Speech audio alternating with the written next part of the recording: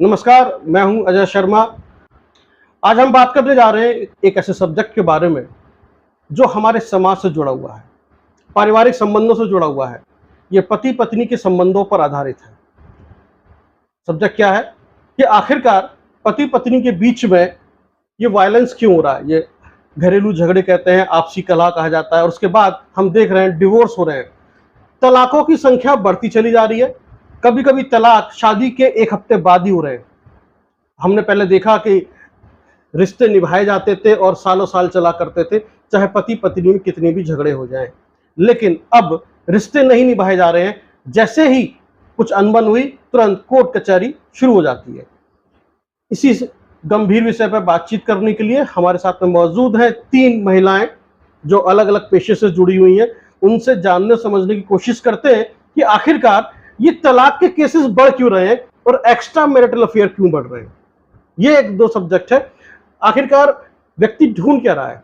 मेरे साथ में है गाजियाबाद कोर्ट से एडवोकेट सुनीता यादव। आपका स्वागत है सुनीता जी इस शो में। हमारे बीच में है शशि त्यागी से बात करेंगे। आप एक जो है समाज का प्रतिनिधित्व करती हैं, जहां पर बहुत सारी घरेलू महिलाएं आपको मिलती हैं, बातचीत होती है, अड़ोस पड़ोस में होती हैं, आप उनके मनोभावों को समझती हैं। और शब्दों की खिलाड़ी और खबरों की खिलाड़ी, यानी खबरों से खेलने वाली, खबरों के बीच में पूरे दिन रहने वाली, दृष्टि सागर अखबार की स्वामी प्रकाशक, मुद्रक एवं संपादक, यानी कि आपको मैं मालकिन कहूँ दृष्टि सागर अखबार की, आप यहाँ मौजूद हैं। आप मोटिवेशनल स्पीकर भी हैं, आप निवर्तमान पार्षद भी रही हैं समाजवादी पार्टी से, जी है ना। ये 3 महिलाएं हैं जो समाज का प्रतिनिधित्व कर रही हैं, बीच में रह रही हैं, इनसे समझते हैं। सबसे पहले कोई भी मामला आता है, सबसे पहले आदमी पुलिस थाने चौकी जाता है, फिर कोर्ट जाता है। आदमी कहता है I will see you in court, है ना, बड़ा फेमस डायलॉग है। तो जैसे ही पति पत्नी झगड़े होते हैं, तुरंत आपके पास। तो सुनीता जी, सबसे ज्यादा किस तरह के केसेस आ रहे हैं गाजियाबाद कोर्ट के अंदर, और जब आप उन केसेस को सुनती हैं, समझती हैं, तो क्या लगता है आपको? मैं जैसे सुनती हूँ जिस प्रकार से केस आते हैं हमारे पास जी। पति पत्नी, पहले पत्नी आई जैसे इस तरह से कि मुझे परिवार परेशान कर रहा है, जी। मैं दुखी हूँ, मेरा पति मुझसे बात ही नहीं करता है। हम्म।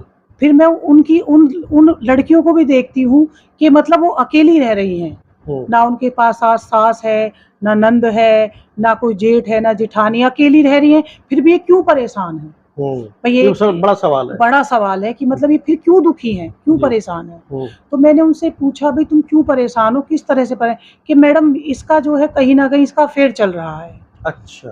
कि ये मेरे से बात नहीं करता है, ना बच्चों को देखता है, ना सैलरी देता है, सुबह को निकलता है और रात को 12 बजे घर में घुसता है। जी। अब ऐसी मैंने जल्दबाजी में एक केस मेरे पास आया, तो मैंने देखा कि वो मतलब मैंने पढ़ा और देखा, बड़ा मुझे आश्चर्य हुआ कि पहले से उसके माँ बाप ने शादी की, फिर दूसरी शादी उसने अपनी मर्जी से कर ली जी, फिर अब वो बिना तलाक दिए दूसरी शादी उसने अपनी मर्जी से कर ली, उसको भी बेटा है जी। फिर तीसरी अब वो उसके पास वो केस लड़ने आई है या क्या करने आई है मुझे नहीं पता, उसका चल रहा है। अब वो उससे लगा, मतलब ये जो जिसके बारे में आप मुझे बता रही हैं, बात हो रही है, ये जो है एक तरीके से वकील है।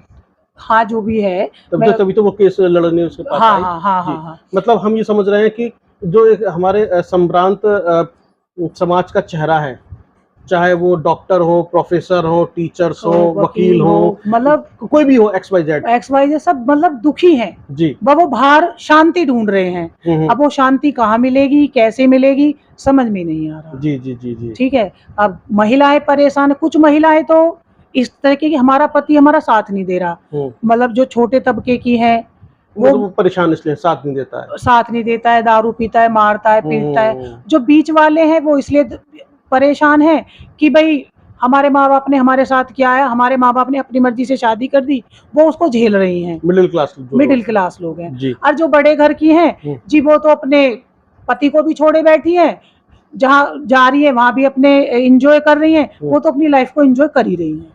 उन्हें मतलब आपने 3 कैटेगरी बताई एक वो लोग हैं जो मजदूरी टाइप है, लोअर मिडिल क्लास है, उनकी समस्या अलग है, और जो मिडिल क्लास है कि हाँ जी हम निभा रहे हैं क्योंकि घर वालों ने जबरन कर दिया।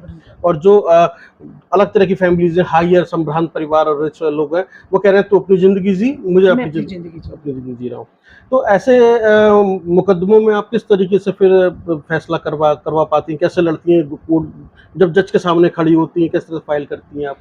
अब देखो, पहले क्या था अजय जी कि केस आते थे, जैसे 2012 में मेरे पास एक केस था जी। हमारे नंदग्राम से ही केस था।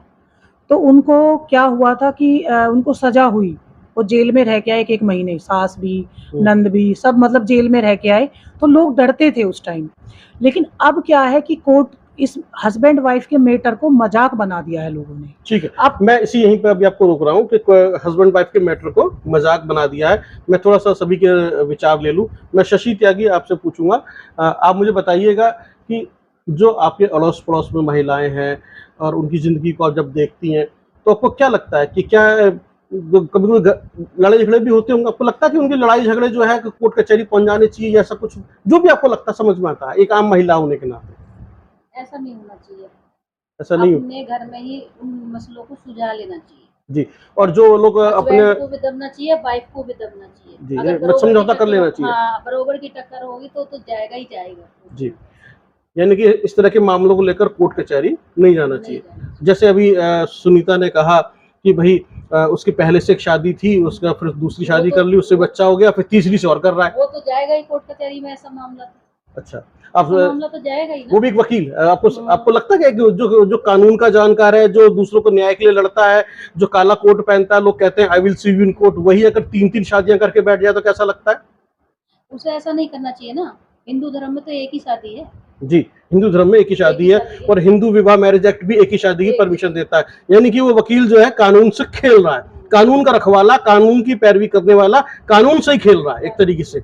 मधु जी, आप संपादक हैं, खबरों में रहती हैं, बुद्धिजीवी महिला हैं आप कैसे देखते हैं? बहुत बड़ी बात है इन्होंने कही है कि एक जो एग्जाम्पल दिया कि एक वकील है, पहली पत्नी, 4 बच्चे, दूसरी पत्नी से, दूसरी लड़की से अफेयर हुआ, बच्चा हो गया, और उस लेडी ने भी उसको एक्सेप्ट कर लिया, जो भी रीजन रहा होगा।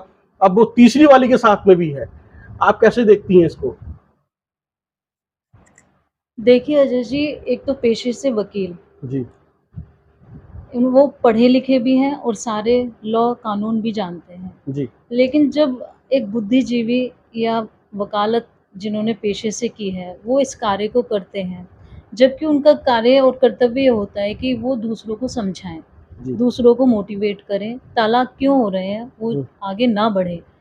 और मेन जो रीज़न है तलाक क्यों हो रहे हैं, तलाक होने का कारण एक तो सबसे बड़ी एक्स्ट्रा मैरिटल अफेयर, दूसरा जहाँ तक मैं सोचती हूँ अंडरस्टैंडिंग की कमी, और तीसरा जो मेन इम्पोर्टेंट है एक दूसरे के मान सम्मान की कमी।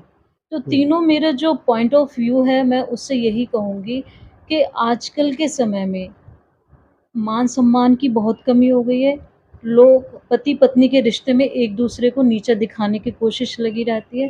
पहले क्या होता था, अगर माँ बाप ने शादी कर दी तो उस रिश्ते को निभाने की पूरी कोशिश करी जाती थी और वो रिश्ता निभता भी था। एक तो समाज के डर से और एक माँ बाप की मर्ज़ी से अगर शादी हुई है तो कहीं न कहीं चाहे कितनी भी परेशानियाँ रही हों, और हमने देखा भी है पुराने समय में चले जाइए, बहुत मतलब पीटती भी थी महिलाएँ, है ना? घर के भी इतने काम करती थीं और सबके ताने भी सुनती थीं, और जब पति घर आते थे तो पति भी ये कहते थे कि सारे दिन तू घर पे तो रहती है, काम ही क्या करती है?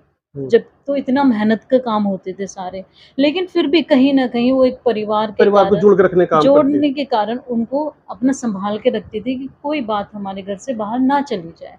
लेकिन अब ये दिखावा बाहर आ गया है और रिश्तों में जहाँ तक मैं सोचती हूँ समझदारी की बहुत कमी है। एक हस्बैंड वाइफ़ का रिश्ता इतना पवित्र रिश्ता माना जाता है, जहाँ एक्स्ट्रा मैरिटल अफ़ेयर शुरू हो जाते हैं, वो इसलिए शुरू होते हैं कि मतलब एक पति-पत्नी में जब आप सम्मान की कमी देखेंगे, समझदारी की कमी देखेंगे, तो कहीं न कहीं वो बाहर सोचते हैं कि हम एक अपना आपका किसी से अगर एक एक्स्ट्रा मैरिटल अफेयर शुरू हो गया, समझ में आता है, लेकिन किसी के अगर हर महिला से अफेयर चलने लगे तो उसको आप क्या कहेंगी? वो सही नहीं है, वो सही नहीं है। फिर तो वो क्या है, वो भी एक जैसे गुड्डे गुड़िया का खेल होता है ना, कि गुड़िया से खेलते जाओ, मतलब वो वो चीजें हैं। यानी कि वो आदमी जो है औरत से खेलने वाला आदमी है, खेलने वाला महिला से आदमी, खेलने वाला और वो आदमी। निभाने वाला होगा तो एक से ही निभाएगा, और नहीं निभाएगा तो 10 से भी नहीं निभाएगा। जी। मेरे हिसाब से ये सब चीजें गलत हैं, और कहीं ना कहीं इन चीजों को मैं गलत मानती हूँ, और इनका मैं विरोध भी करती हूँ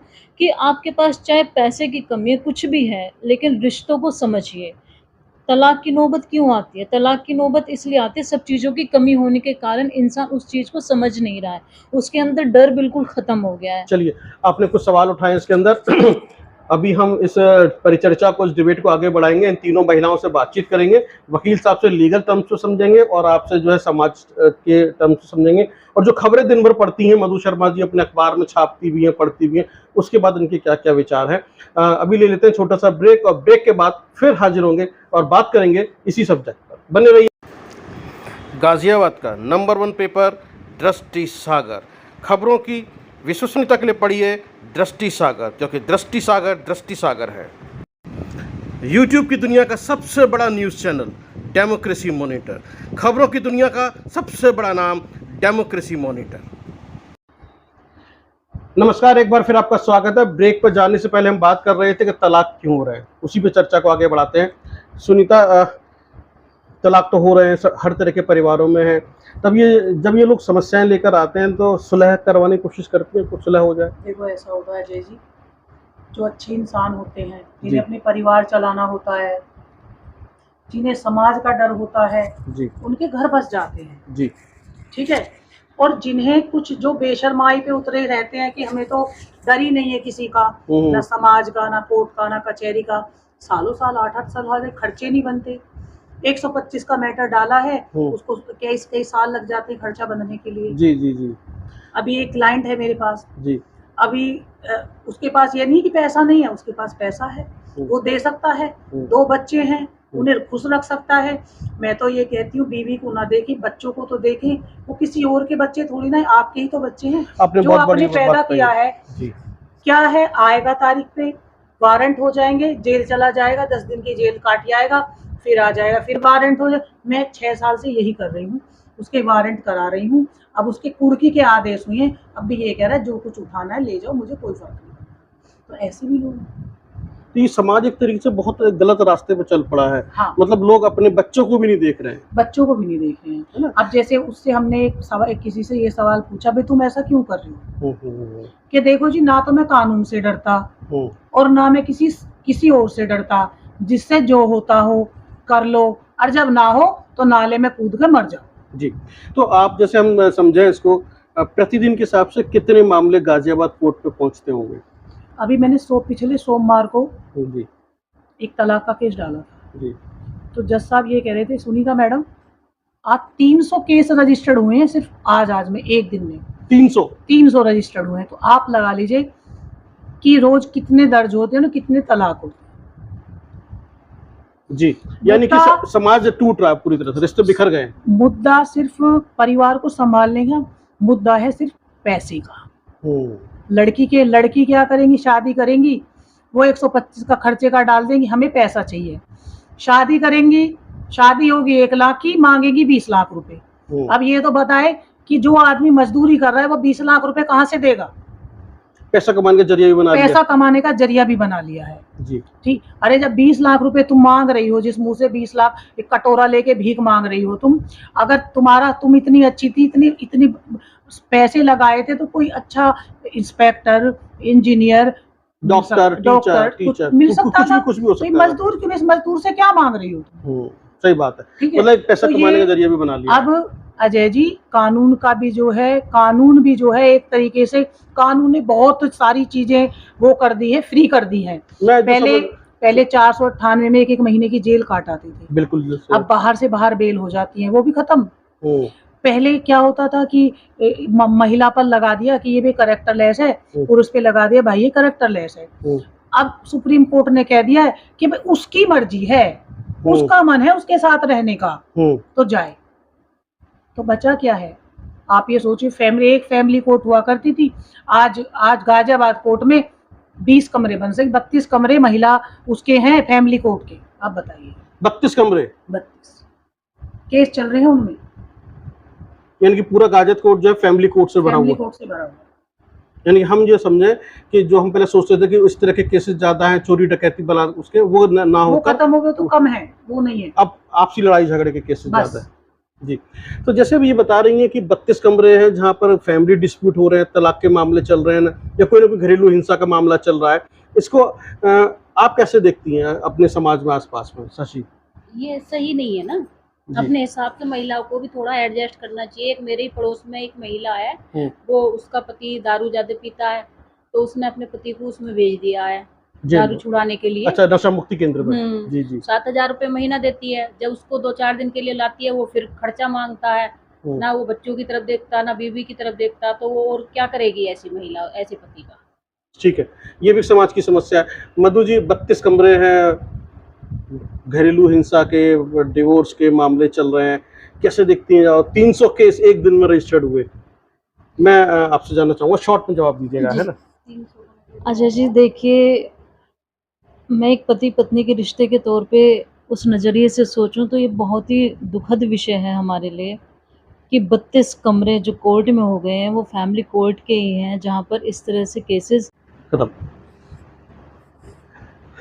चलिए, आज हम आपको इसी सब्जेक्ट के साथ छोड़ के जा रहे हैं कि गाजियाबाद कोर्ट के अंदर 32 कमरे हैं जहां पर सिर्फ इसी तरह के मामले चल रहे हैं और प्रतिदिन 300 केस रजिस्टर्ड हो रहे हैं। अगले एपिसोड में फिर हम बात करेंगे सुनीता यादव से, आखिरकार इसका हल क्या है और हमारा समाज किस तरफ जा रहा है, क्यों आखिरकार जो लोग साथ में जीने मरने की कस्में खाते हैं वो कोर्ट कचहरी तक पहुंच जाते हैं, क्यों वो अपने बच्चों के बारे में नहीं सोच रहे हैं।